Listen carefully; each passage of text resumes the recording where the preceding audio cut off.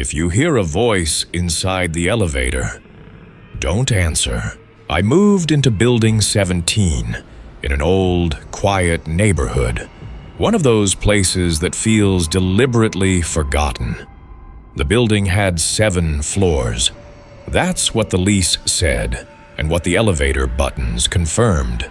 No extra button, nothing strange. On my first day, I met the doorman, an old thin man with sunken eyes who never looked directly at your face. As he handed me the keys, he said quietly, "If you hear voices in the elevator, don't answer." I laughed. Like, what kind of voices? He didn't smile. He just turned his head and said, "Any voice."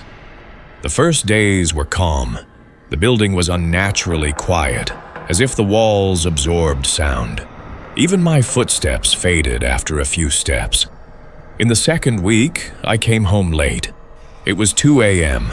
I pressed the elevator button. The doors opened with a soft creak. I stepped inside and pressed 5. The doors closed, but the elevator didn't move. Instead, I heard breathing. Not the hum of machinery. Human breathing. Slow, close. I turned quickly. I was alone. Just exhaustion, I told myself.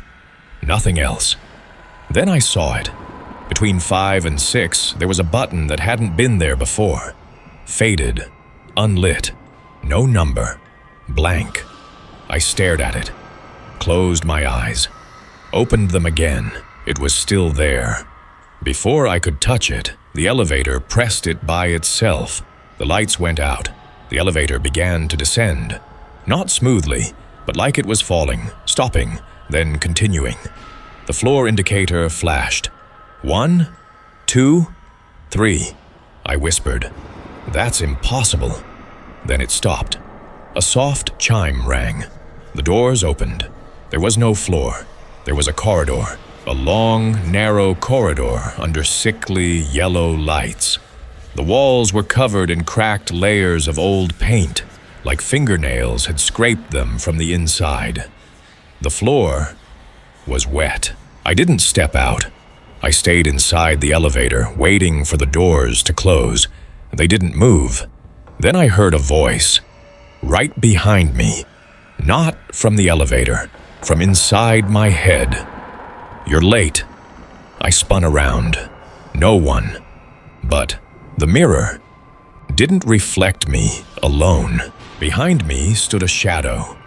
Tall, hanging from the ceiling, not touching the floor. It moved when I moved. I ran out.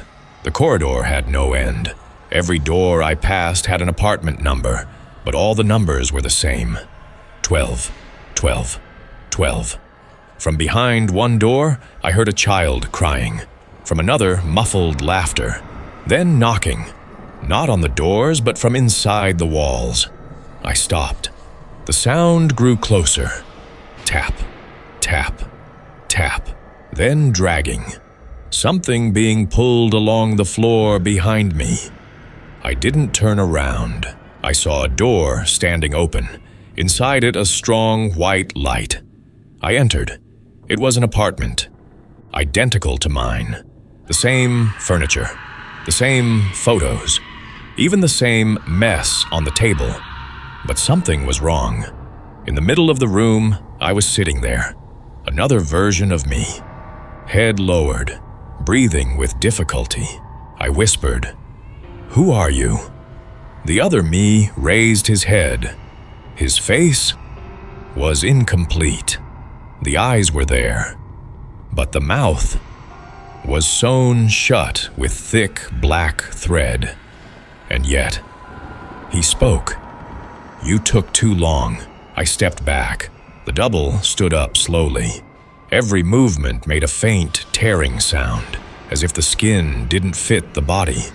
He said, "Everyone who lives here ends up with us." "With you where?" I asked.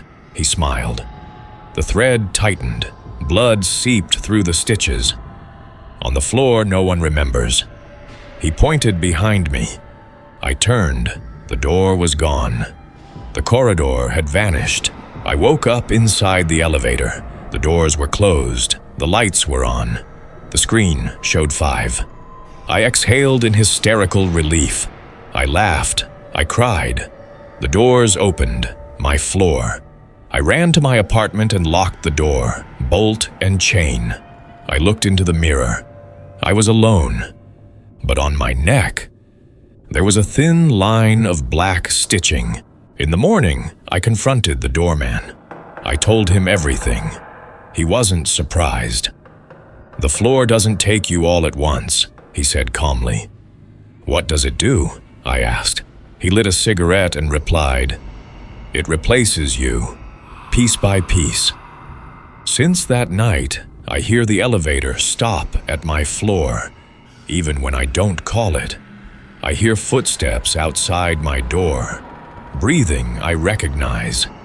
And sometimes, when I stare into the mirror for too long, I notice my reflection smiles 1 second before I do.